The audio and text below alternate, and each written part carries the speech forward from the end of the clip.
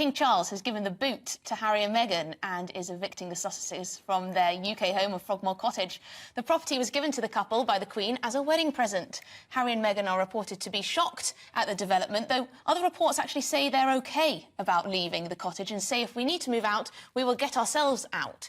It's been reported Prince Andrew will move into Frogmore. And in other news, but related, the Mail Online has estimated today that the pair have racked up £100 million in earnings since they quit the firm and moved to the States. So, joining me is former BBC correspondent Michael Cole. Michael, thank you very much indeed for joining us this afternoon on Real Britain. So, where should we start? I'd like to start, if I may, with this amount of money that they seem to have accrued while being in the States. They don't really need the Frogmore Cottage anymore, do they? Or do you think they'll still consider this a massive snub and a slight to their egos?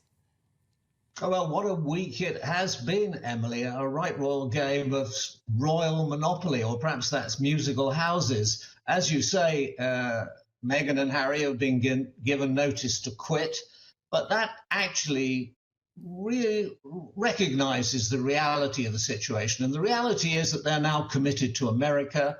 They're not coming back here, but this severs their last property link to this country. And as you say, I don't think they're going to be too fussed about that. They live in a hilltop fortress costing £11 million out at Montecito.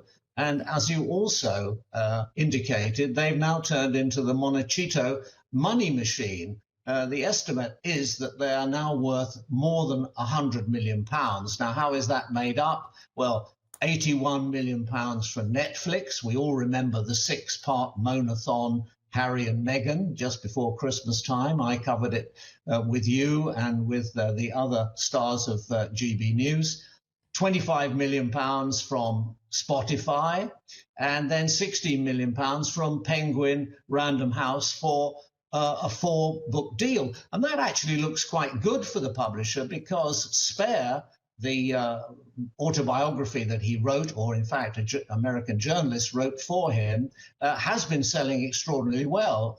For a non-fiction book, it's broken a lot of records. And of course, it was one day after that was published on the 10th of January, that the King said enough is enough, and they were given notice to quit. What is it they say about revenge is a dish best eaten cold? Well, even royal porridge is probably best eaten cold. Very good, very good.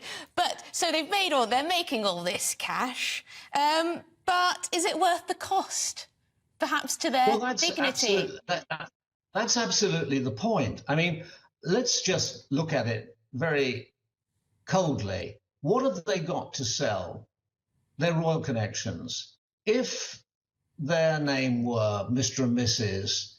Harold Mountbatten Windsor, would we care? Would the Americans care? And there is strong evidence that the Americans are getting a bit fed up with them, or certainly losing interest. And their approval ratings, in his case, are down to -11. In her case, down to -17. And the great thing about America is that they always want the new thing. They want novelty. This is the home of nostalgia. This is where the old stars come and appear in pantomime. And we cherish those people. In America, they said, well, we've had that. That's old hat. That's as old as high-button boots. What's next? And the thing is, what is next for them? All they've got to do is peddle their royal connections. Well, after a while, it becomes a YAWNATHON. And at that stage, they're looking around. And of course, £100 million, wouldn't we all like to have it? Not bad for a boy who left Eton, one of the best schools in the world, with 2 A-levels. I think it was a B and a D in art and geography. So he's done pretty well. But if you've got round-the-clock security, perhaps 8-man detail all the time, well, that's going to burn through a lot of money, at least £3 million a year, it's estimated.